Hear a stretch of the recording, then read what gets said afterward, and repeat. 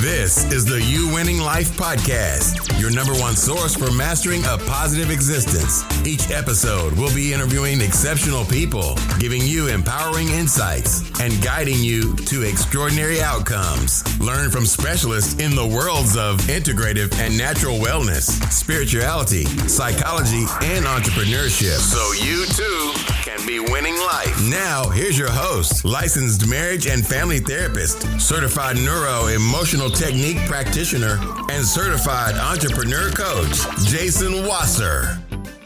Welcome back, everybody, to the You Winning Life podcast. But you heard all of that in the introduction.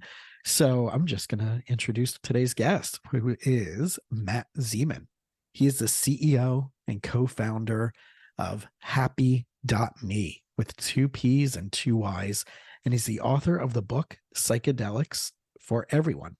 Matt has firsthand seen how psychedelics have changed people's lives from different walks of life. And his goal is to normalize the conversation and reduce the stigma around mental health and psychedelics. He has a master's in psychology and neuroscience, and he has co-founded 2 companies dedicated to improving mental health and well-being using the power of legal psychedelics. Now that he's launched Happy, he and his team are reimagining mental health, as well as using guided ketamine therapy. He loves to share his journey with psychedelics, myths and rumors about the psychedelic medicine, and how this can become a powerful role in healing and connection, both for people that choose to use them and for those that don't. Matt, welcome to the show. Jason, it's good to be here. So excited to have you. As we were just talking briefly in our pregame, I'm in the middle of a continuing education training that is a ton of hours. And I know that even within that like 17 or 24 hour, continuing education, I'm really scratching the surface. I know a lot of people right now are excited about what's going on when it comes to psychedelics, the legality, the therapeutics, the research, stuff that you knew about for a while, stuff that I knew about for a while, but it's finally coming to the forefront of culture. So first, I'd love to start there just before we go into what actually can be done with it. What's the healing process? What's the outcomes?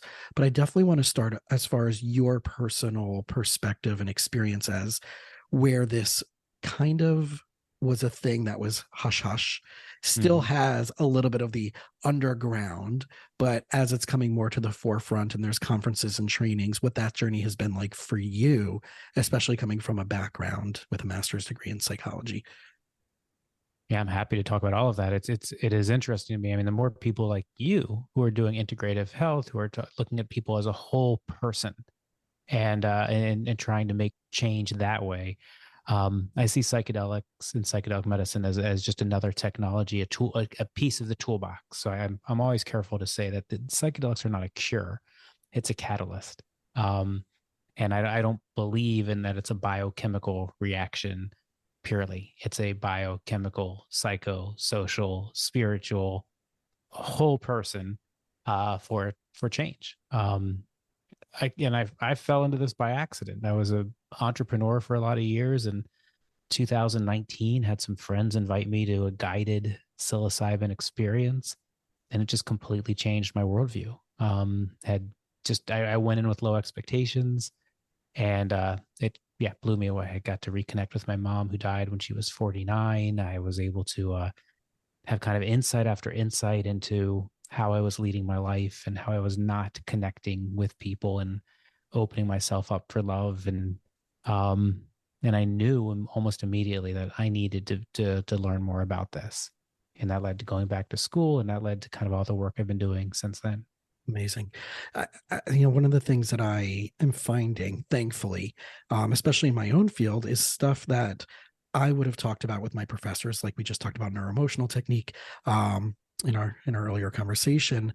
And when I shared that with some of my professors, they're like, is that therapy? Is that are you still doing the stuff we trained you to do? And how finally a lot of these integrative or mind-body modalities, in a way, was very cliche for a few years, right? The big thing was hypnosis, then it became EMDR. Now finally people are getting into the polyvagal theory of things, which I find is slowly trickling into the therapy world. the trauma stuff of, Bessel van der Kolk. But as far as like, it's still a lot of talk and a lot of experiential, but like you're saying, there's a lot of this biopsychosocial, spiritual, physiological, chemistry, all these other layers that, we talk about in the NET world, that neocortex to neocortex, rational brain to rational brain therapeutic conversation doesn't always hit the spot. And I'm curious that when you started, again, with this this experience that you had with your friends, what was that like for you, having maybe more traditional experiences in the therapeutic world, and the just the grasp of understanding how efficient, how fast, how powerful this can be, coupled with maybe people's fears and concerns about this. One, obviously we're going to get into the legalities, but two, obviously stigma and culture and whatever, all the stuff that's still stuck on that happened in the 70s. Just what that was like, just like you said, you had this in touch stuff and feelings of love and acceptance and connection. Can you remember like just, any fear or discomfort going in and like, oh, this is my friends, I trust them, I'm going to do this, and those first moments or first hours definitely after that? Fear and discomfort, Jason. I wasn't even a big drinker, let alone I wasn't a drug person. So the idea of, wait a minute, I'm going to take some drugs and I'm going to be in an altered state for 6-7 hours. Are you kidding me? No, that doesn't sound good. I was definitely, there's a lot of discomfort. I think the difference is moving from theoretical to direct experience. I had been in therapy. I had done all sorts of talk things, and I read a ton of books. I could tell you the theory, but I didn't feel it in my body. And in a single journey, and in my case, it was psilocybin, I had, again, realization after realization that I knew. I could say, I don't miss my mom anymore because she's here. And I can feel her, and I can pull, in the book I talk about, I can pull a string from her to me to my children, and we're all connected, and that's okay. Oh my gosh, I'm living my life afraid of dying because she died so young. My father died young. No, that's not my story. I don't live their life. I don't have their lifestyle. That's not going to happen. But why am I choosing this? I prided myself on being independent. What does that mean? That means disconnected. So maybe I can switch that language from I am capable, but I'm also interconnected. You just boom, boom. It was like somebody's taking just throwing insights into me. Well, it sounds like the shift between a cerebral knowing to a full embodiment. Absolutely. In your heart, in your gut, in your body, in your mind, all of it. Yeah. And I think that's the power of this technology, that for many of us, we put things into drawers, we compartmentalize, we kind of live our lives in a specific way. We have a specific way of thinking. And with this particular type of medicine, you can take a break from all of that. And you can feel it differently, and you can then choose afterwards. I mean, again, I still think the integration process, so for the best practices that Johns Hopkins talks about and other research talks about, is you need afterwards to have someone who can help you unpack it. It's not that they need to help translate it for you. It's not that they need to instruct you, just to help you unpack it, help you remember, help keep you on the path of these insights, so that they don't fade away, so that this doesn't just become, oh, I took a great trip to blah blah blah. This is too powerful of an opportunity. Walk us through a little bit more of that, because culturally it's the new thing. People are going down to retreats or Tulum for the weekend or whatever it is, or going. Coachella was this past weekend. I'm sure there was plenty of good stuff going around there, but it seems like it's that I do this. There's a part of it that's becoming a little bit more of that social.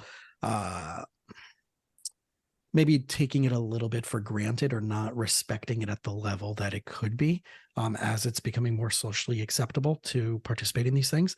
So when you're talking about like unpackaging, and I think that's really important, because what I'm hearing from people, or I'm seeing from some people that I know, is that they just like might be doing it too frequently and not doing that portion of what you're just talking about, and therefore they're not getting the full benefit. then going back into another experience, still not unpackaging it, still not getting the fun. They're like, and in other words, then it becomes more of a dependence on what didn't I get out of it than what I wanted to get out of it. So walk us through a little bit more of what you mean by unpackaging it, what that looked like for you. I know some of the things that you're trying to help others and support others with that, what that would look like, if someone was working with you on that process. Yeah, so I think this is a really tricky area because there's part of me that says, okay, I can tell you what the best practices are if you are looking for connecting to a higher power, if you're looking for discovering your true self, if you're looking for implementing change in your life. So I can tell you what the best practices are, what the research says. What I'm struggling with, or what I struggle with, is meeting people where they are. Mm-hmm. So there's, in the way I see it, there are kind of three ways people find themselves with psychedelic medicine. Some take the medical path. They either have chosen ketamine, or they've gotten into a clinical trial, and they really want the approval and prescription from a doctor. They want that medical process. They want someone to diagnose them in the beginning and then reassess them at a different point. And they want to go through that whole process, and that's fine. And we're going to have MDMA hopefully re-legalized here in the next couple of years, and psilocybin shortly thereafter. So that's all the medical path, and there's a place for that. But then you get into this whole decriminalization path where people are like, no, it's none of your business why I want to do this. Plants shouldn't be illegal. They're plants. They're made in nature.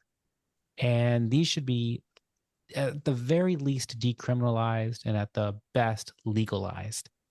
And I can respect that. I can respect someone saying, I'm an adult and this is nature. It's none of it. Leave me alone. Okay, so that's a second path. And then this third path is kind of the religious freedom path of, wait a minute, these are sacraments to me. Okay, and I have a sincere religious belief, and I want to use these sacraments to connect with my higher power. And I should be allowed to do that, especially in America, which was founded on religious freedom. But this is not like I didn't make this up. These have been used in religious ceremonies for thousands of years. So the fact that the colonists didn't want them to be used for a number of reasons, and doesn't matter. I should be allowed to do it. So there are three different paths. I think all three are beautiful, and it should all be an and. It should happen. All three should be allowed to exist together. And that doesn't mean that do I think there's pieces of the medicalization that make it accessibility easier? Absolutely. Do I think there should be a marketplace for this, that we know what we're buying so we don't have kids dying from fentanyl? Absolutely.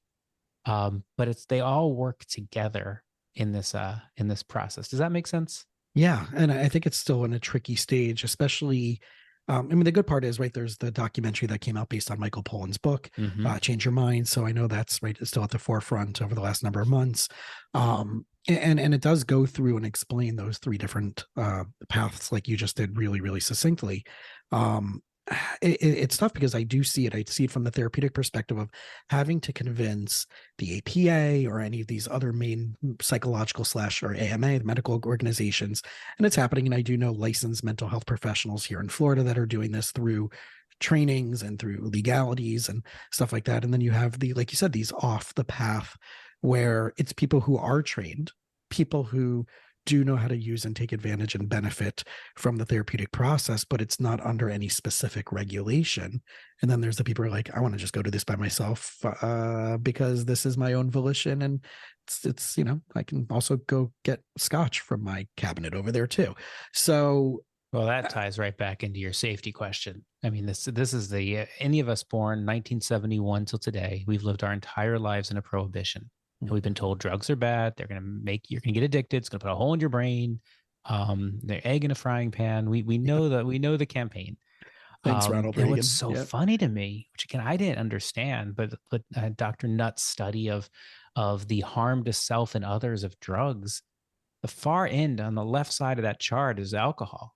Huge harm to yourself, huge harm to others. Lots of death, lots of destruction. Bad. On the far right of that chart, like a 20th of the size of the of alcohol, is things like psilocybin. There's no lethal dose. It's hard physically to hurt yourself with psilocybin, and I didn't know that. I would have put, if I was guessing, I would have put all those psychedelics kind of on in the same area. But we as a culture, we have alcohol is completely acceptable. It's totally fine to go to a business event and go get into an altered state, to get on an airplane and get in an altered state, to have an airport bar at 8 a.m. and start getting into an altered state. All that's okay. With the pilot potentially sitting next to you. With the pilot potentially, yes. And that's changed over the last few years. But it's not okay for whatever reason to ingest mushrooms, even if you have terminal cancer. Right. It seems like we haven't created drug laws based on science. We've created drug laws based on politics, based on control. And again, I never thought about these things. I was a law-abiding, tax-paying business guy. And it just, didn't affect me. Now I'm thinking about it more because I can see how it not only affects me, but it affects people I love. And I mean, the greatest example right now that's so cool is this PTSD study with MDMA. And I mean, these are people, think about our veterans and our first responders, victims of sexual assault, where nothing's worked. The talk therapy hasn't worked. The EMDR hasn't worked. The electrical magnet, nothing's worked. Right. Hypnosis, nothing's worked. And they've lived very hard lives. And we see it in our suicide rates, and we see it in harm or in cutting and different behaviors. And all of a sudden, and this is phase 3 clinical trials, 3 sessions with MDMA, talk therapy on both sides, and 67% no longer qualify as having PTSD. That's a huge number. Massive. That's massive. Massive. Yeah. And we're seeing similar results in psilocybin. And again, what's our legal option now is ketamine, and there's beautiful results there. So we have an option, but people don't know. They don't know there's a legal psychedelic in America today available to them. That's and I'm going to I'll stop one more second on the ketamine. Yeah, please go piece. for it. So now we have a medical model, ketamine. And we have infighting though of different people. You have anesthesiologists who are like, oh, we are trained. We're the only ones trained in ketamine. We should be the ones who control this. And then you have a lot of what I would call pump and dumps, where people come in and they get an IV hooked up to them and they get ketamine put into their body. And the philosophy is biochemical, but there's no preparation. There's no integration. And these people it works despite that being a challenging experience. And then you have psychiatrists who think, okay, we should do this because we are MDs, but many times they're not giving the time. And then you have therapists who are like, okay, we can't do the medicine component, but we can do the support. It's super tricky. Yeah. I mean, I give thanks to the fact that we're just at the beginning of this. Absolutely. And I just as you were talking about the studies with PTSD and military and trauma, one of the things that I love that for people who have not yet researched this, and one of the reasons why I love having guests like you, or my goal is to have more and more guests in the world of psychedelic medicine on my show.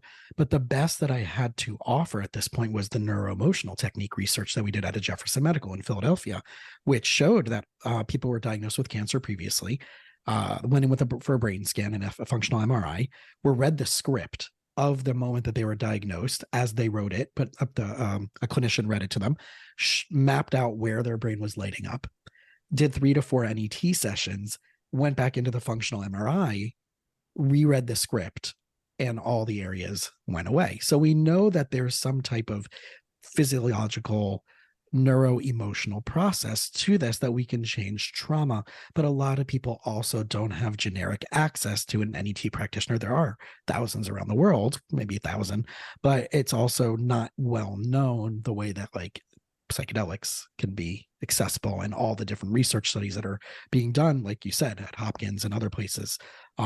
So I feel like there's this great accessibility that's about to happen. I feel like that, right there, like you said, the challenge is there are clinics, and I'm hearing this, where you go and you get your IV, just like you're going to, like, I'm not knocking the company, it's called like a drip bar, right? Mm-hmm. Where you go and you get your IV, you're out in 30 minutes, right?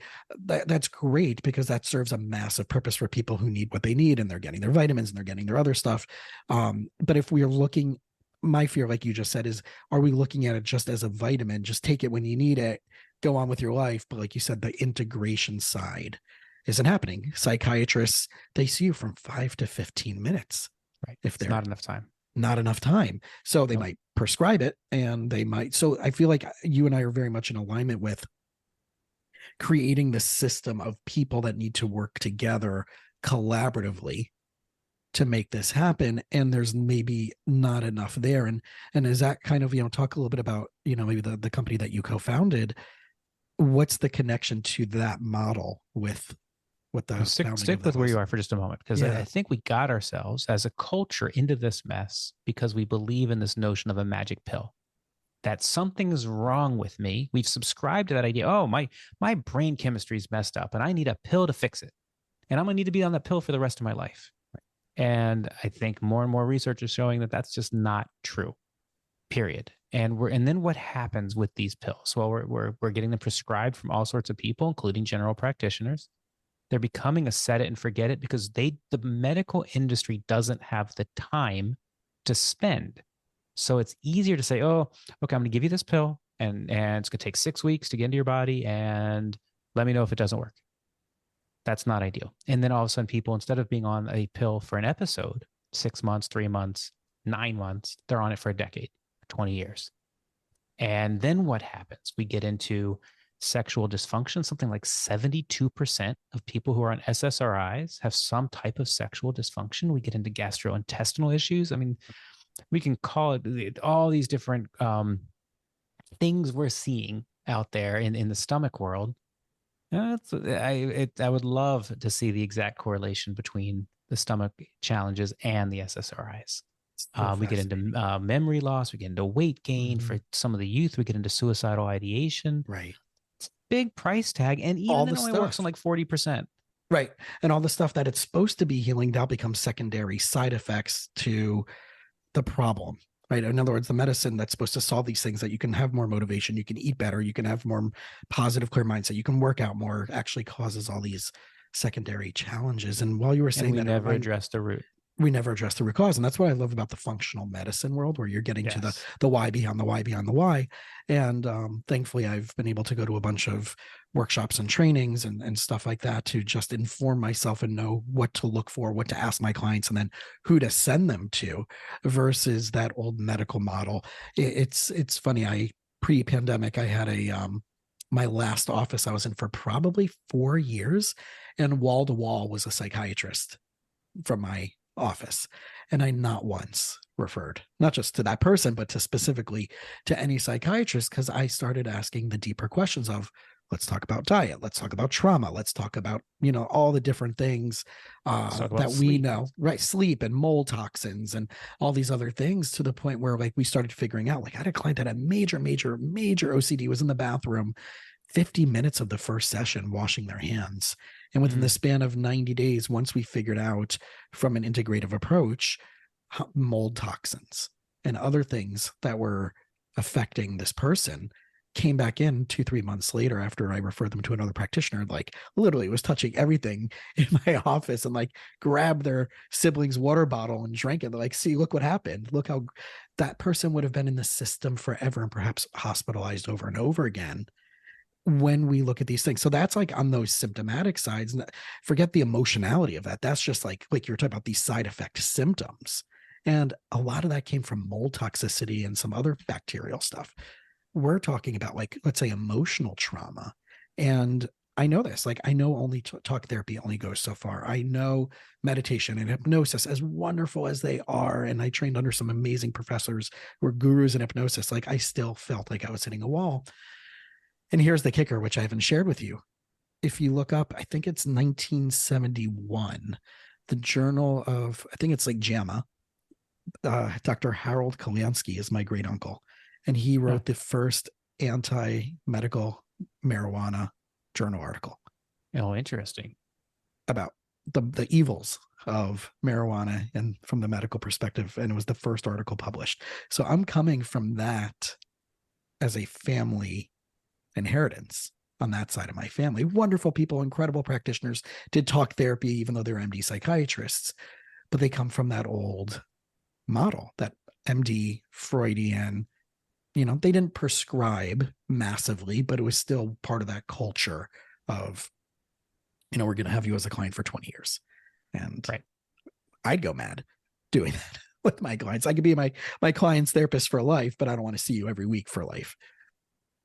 Yeah, I am definitely much more a fan of what I'm calling the human model, where each person can take responsibility for their own path, their own journey, find that inner wisdom, work with people like you to help again unpack it.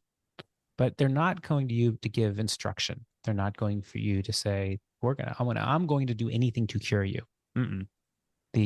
This medicine with, again, and not for everybody, but this medicine for a lot of people allows them to find that inner wisdom, to see the ruts in their thinking pattern or the repetitive patterns that are not helping them. And then once they see it, then they can take action. But I think so many of us, we get stuck. And the other thing this medicine does is it removes shame, blame, and guilt. And that's incredible. So the story I write about in my book is about some inappropriate sexual contact with a family member 10 years older when I was a young teenager. And I was mortified, embarrassed. It was awful. And I never talked about it. It was something that just every now and again, I'd feel my ears getting red, or I'd feel a pit in my stomach. And I knew, but it was tucked away deep in a drawer. And on one of these psychedelic journeys, I was right back there and able to, again, it was not where I wanted to be, but they teach you, again, good practitioners teach you, is to go forward. If you don't like it, you've got to ask it, what are you here to teach me? Yeah. Don't run away. Yeah. Face it. So in this case, I was able to relook at this situation, not as a perpetrator, but as a human, as someone who was missing love, was rejected from her father, was not feeling smart or pretty, or was dealing with substance use challenges. I mean, I could count the ways that this person felt unloved, and I could understand, not condone, but understand why they chose what they did. Again, not the right decision, but I could understand it. And then I could have empathy, and then I could put it away. And again, we're talking about 30 years later. And in one session, just, oh, that's not mine to carry. I don't need to be angry. I don't need to do this. And off we go. I don't know what else can do that. Yeah. You're reminding me of two stories. One was a client that went off in years of struggle. We would, it would have been in the world of the diagnosis world, addictive personality disorder, all of that stuff. Major challenges. A wonderful human being with a huge heart, always wanting to do right, but had that shame and blame and stuckness, and didn't know where any of this was coming from. Went away, did ayahuasca out of the blue. It was like, I heard about this, I'm just going to go do it. So I guess the natural propensity to be impulsive in this way benefited this person. Sure. And it came back a week or two later and is like, I think I realized that it hasn't been proven, but I came back and I realized that I think I was inappropriately touched by a family member when I was a kid. And I went to one of my parents, and I asked them, I said, what was the deal with so-and-so? And they admitted that people kind of talked about it in the periphery and kind of like, he probably would be the type, but we don't want to look at it. We don't, right? That was that generation, right? Right. Right. A lot of that culture. But we never knew, but we weren't shocked if. And this person then said, I think it happened to me. Now, necessarily couldn't prove it, but this awareness came up of like, this makes sense. And this is kind of a memory that I think I have. And that started a massive shift, like you just said, of looking at it from a different perspective. Kind of, it's allowing yourself to have that paradigm shift while not being personalized in that story. So I really do. One, I'm so thankful that happened for you, and I'm thinking about all of the people who are just going through life, daily suffering, like you said, the shame part. We just had a workshop once a month. NET does kind of like a master class, and it's going through different things and different emotions. And we this weekend was talking about shame and its siblings, and how so much of what we're doing and rejecting unconsciously is because of our experiences around shame and not being enough, and feeling disconnected from that. And I can only imagine in every relationship, that we have or any experience we're trying to positively create, how that self-sabotages. Absolutely. And how many, I mean, it certainly affects all genders, not both, all genders, but so speaking from the male perspective, I mean, we were told to, boys don't cry. Well, I grew up in Philadelphia. It was a tough city. There's a lot of fighting and things growing up, and that's just what did. And we weren't taught to experience our emotions. We weren't even taught to even think about our emotions. We were taught to do.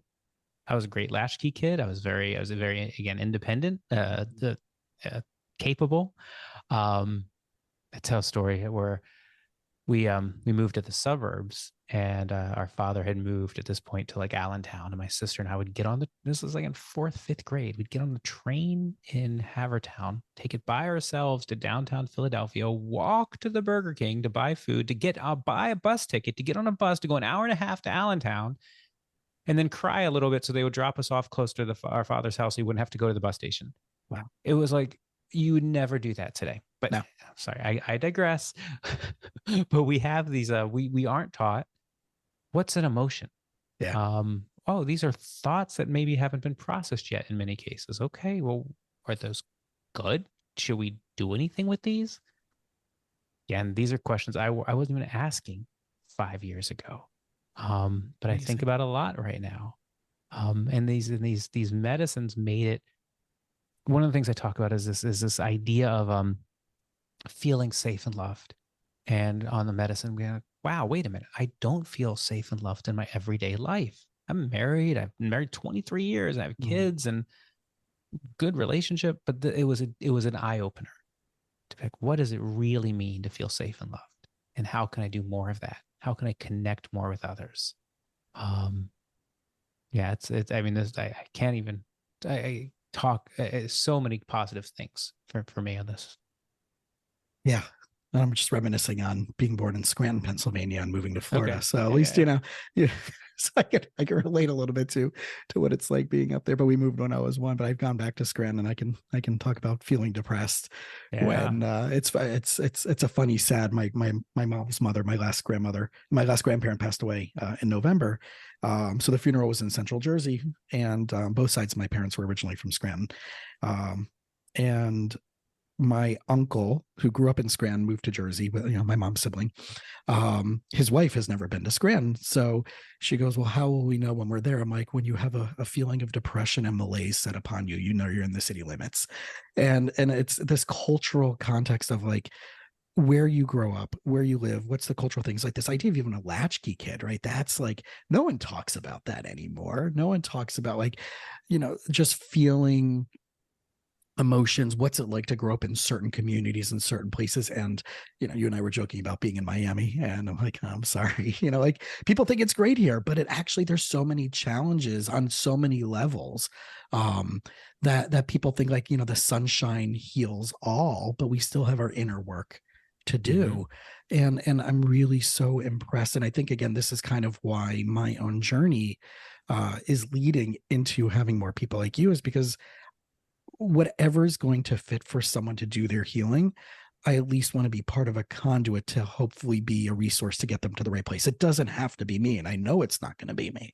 But I want people to know that there's so many wonderful people that don't have to be, again, a licensed practitioner within a certain box or in a certain model, that are all over, thankfully, in the United States and Latin America and South America, and starting to pop up more in the UK. But at least like where majority of the people that are listening to this show can just either get in a car or get on a plane for a weekend and start something that's going to be transformational. Because you said 5 years ago, right? And I know these experiences for my own journey with NET when I was having panic attacks.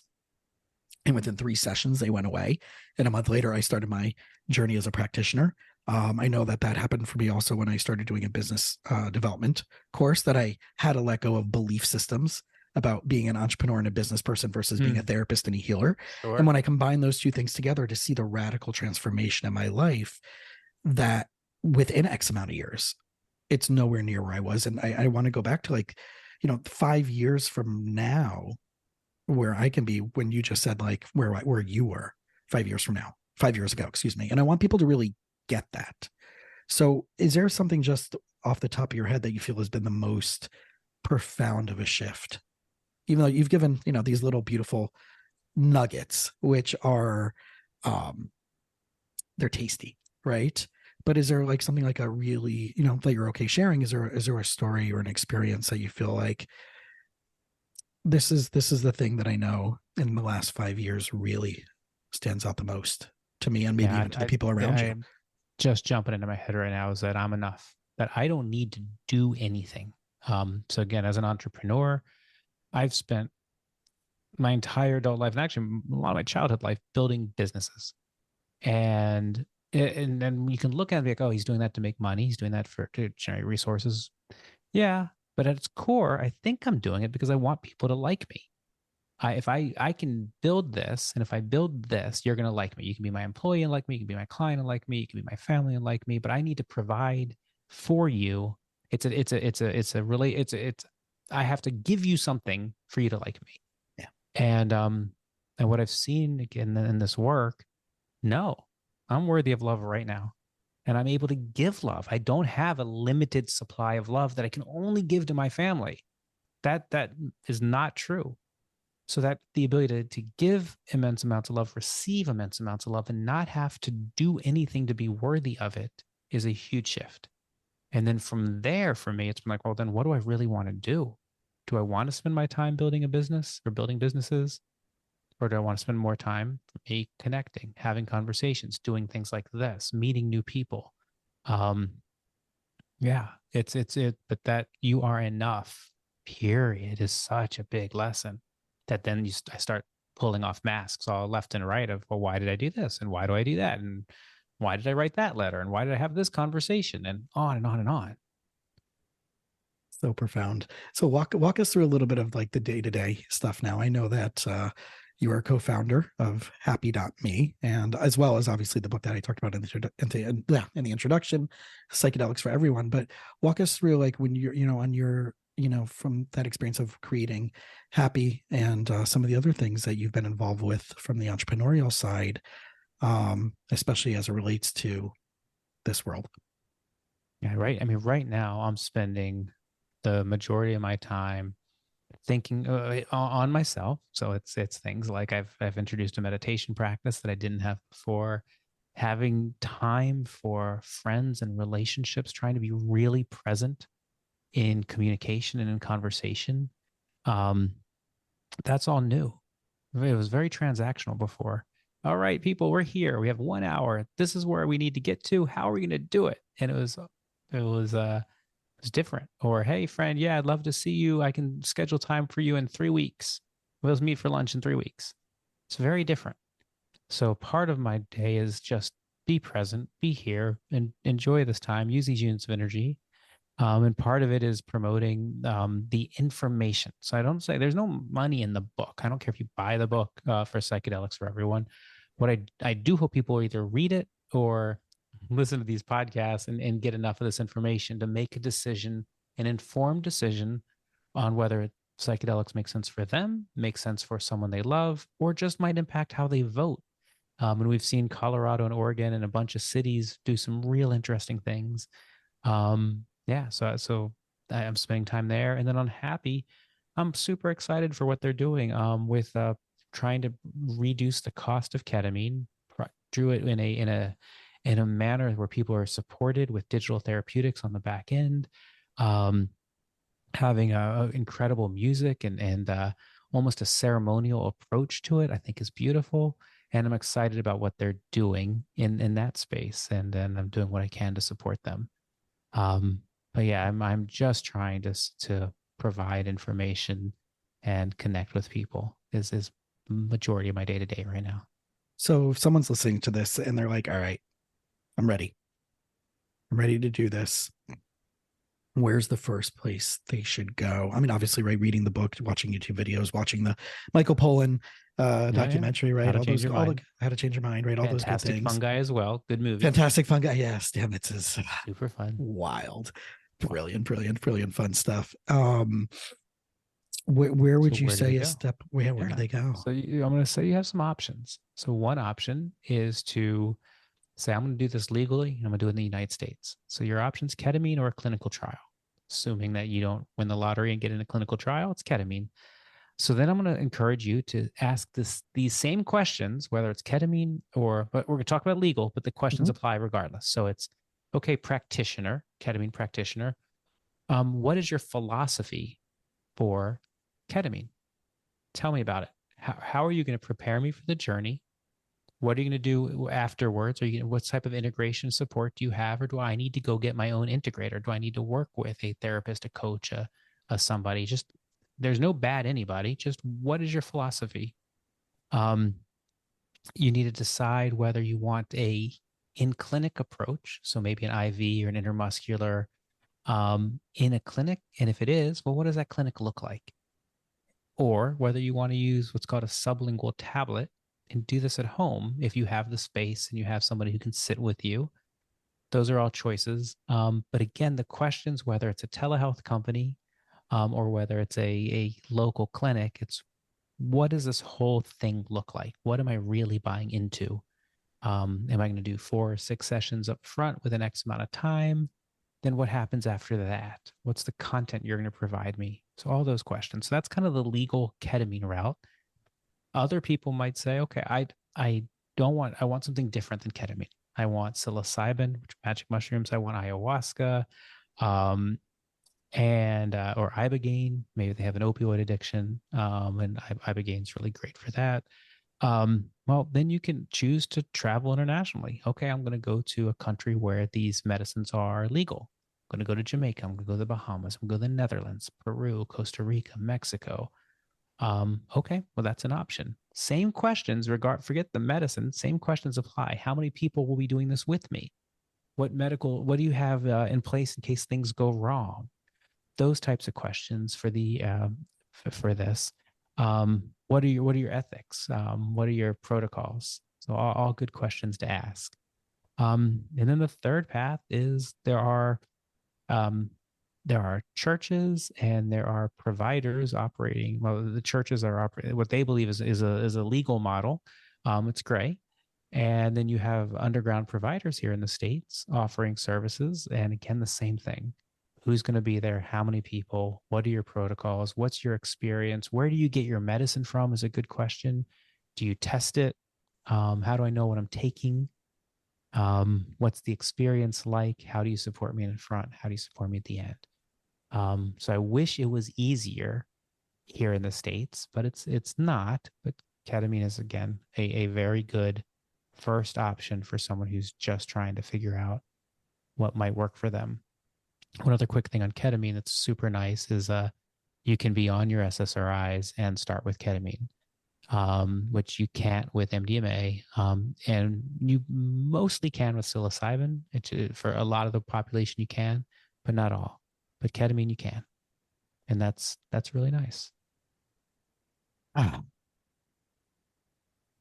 there's like this massive rabbit hole that I feel we can take a step into. One is as a humanity, but two in these conversations. But I'm so glad that there's people out there who are taking these steps, right? Putting themselves out there, taking the risks also, right? As someone who's in this world, you're taking risks also. And, who knows, can pop out of the corner and be like, oh, I don't like what you're doing. And whatever it is, but for the sake of healing, I mean, again, like this is like so many experimental things in the world of psychology. I mean, like what is it, the magnetic stuff and all this stuff that I'm like, does it make sense? And the research on it isn't so great. And you're still doing it from 40, 50 years ago, and it's still happening. And people are still swearing by it, but it's not really, the efficacy of it really doesn't seem to be there. I'm not knocking anybody who is doing it, who has done it. And I'd love to hear from people if you have tried it and you did have positive results, but I haven't heard certain things be as efficient and as successful and sometimes even as gentle as psychedelics and plant medicine. I mean, obviously there are certain processes of like ayahuasca where there's a purging process sometimes. But as far as beyond even that's that, beautiful. Even that could be right. If you're afraid of like me, who I hate throwing up and I hate that whole thing, right? That's my own fear, my own anxiety. That probably would go away if I did that process, right? So I think that there's so many wonderful benefits to this. So, again, I want to just reinforce for people to do their research. One, your book is a great place to start. There's wonderful documentaries. Any other places that you would suggest people that you feel is trustworthy to just do some research and reading and watching? I mean, there are over 300 academic institutions studying it. So if you feel you can, Oh, wow. studying psychedelics right now, it's a huge number. There's research coming out daily on all sorts of topics. So it's really kind of an incredible time to be alive in this world. So people certainly can type in psychedelics and blank, whatever it is that they're interested in. And there'll be something that comes up or PubMed if they're looking for articles specifically on it. And what's interesting to me about psychedelics is there's thousands of years of history before, and most of that's before there was ever a medical model, period. Yeah. So there's a long history. Now, what's science doing today? That's mostly validating what the indigenous communities around the world, to be clear, this is not just North American, South American indigenous communities. It's European, it's Scandinavian, it's African, it's Asian, that they've known. So great. I love that they're validating it. And for those who need the validation and want to see what the research says, there's tons of it there. But like we started earlier on, for many of these medicines, that you again, be careful on dose, be careful on source, be careful on setting. But they have a long track record. This isn't something new. It's new to us, Right. but it's not new. And that's again something for people to think about. So you're asking, where should people go? Yeah, you can Google anything. I think my book consolidates a bunch of this. I tell people who are, I'm interested, my spouse isn't, go ahead and watch those Michael Pollan documentaries, see if that helps. There's been 60 Minutes. There's been a lot of great news stories on this that people can go to. On the microdosing side, a really great day book is a wonderful place to start. On just drug policy as a whole, Dr. Carl Hart's Drug Use for Grown-Ups is a great book. Wow. Highly recommend it. He's Great title. he's a addiction specialist from Columbia, and he's come out and says, yes, I'm a father and a taxpayer and a professor and I understand drugs really well, and I do drugs. And it's hugely controversial, and it is awesome. I just our mentality of what is a drug. We sit around and work and we're all drinking caffeine. Nobody thinks twice about it. And again, we know that, oh, well, smoking's really bad for us, but we let that go for a long time in this country. And here we are being very paternalistic about these medicines. And I just encourage people to ask why. Why would you be so paternalistic about these medicines? Well, maybe people aren't, maybe the government doesn't want the results of these. Maybe they want, and again, we know that the Nixon administration, correct, episode 1 of the documentary, they wanted to infiltrate the anti-war and the civil rights, and they felt by imposing harsh drug laws they could do that, and they did. And they've come out very publicly and said it wasn't about science. Was agenda. Yeah, my favorite part of that first episode, just to wrap up, was when it was with Ken Kesey, where they talked about Ken Kesey and the Kool-Aid acid. They're like, forgot about right? that. Yep. And that was that whole, right? That was the big with the Grateful Dead, right? The whole dead scene and everything. And I think I remember who was saying it, but it's like they turned the wrong person on, but really they turned the right person on. But that was how that whole Kool-Aid acid tests and that whole world of that whole world of, especially around the Grateful Dead culture of that time. So it's so interesting to see the politics, the sociology of it, the history of it, and like you just said, the full admittance of, oh no, we had a very specific agenda, and it wasn't about healing; it was about control. And we're trying to, and it spread as our country. We spread it around the world. It wasn't like this pre-71. And again, and then we get into, were there a lot of people using this recreationally and causing people to be scared? Absolutely. Mm-hmm. But what we reported on, what we said happened, didn't happen. Right.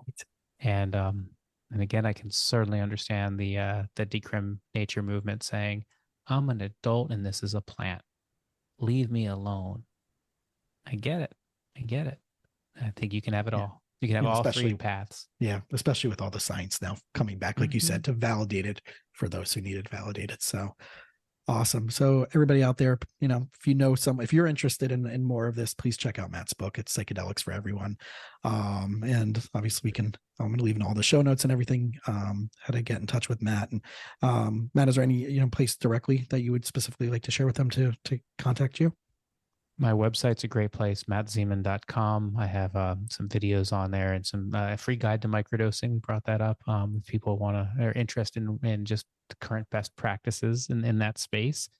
And then I'm really active on LinkedIn. So if people have questions, feel free to. I'm here to support. So if I can answer a question, feel free to drop me a line. Awesome. And obviously for everybody else out there, if you got any benefit from this show or someone who will, please forward this on, right? There's, I don't do sponsorships. I just want this to be like Matt's intention is to share the information, to get people talking about things that are helpful to them at different levels. And, again, it's also a thanks to guests like Matt sharing his time with us and is helping this be heard by more people who this can benefit from. So until next time, Matt, thank you. And Jason, thank you. I appreciate the work you're doing and the holistic approach that you're bringing to this, and then introducing topics and tools like we're talking about today. So thank you. My absolute pleasure. All right, guys, we'll see you all the next episode. Thanks for listening to the You Winning Life podcast. If you are ready to minimize your personal and professional struggles and maximize your potential, we would love it if you subscribed so you don't miss an episode. You can follow us on Instagram and Facebook at You Winning Life.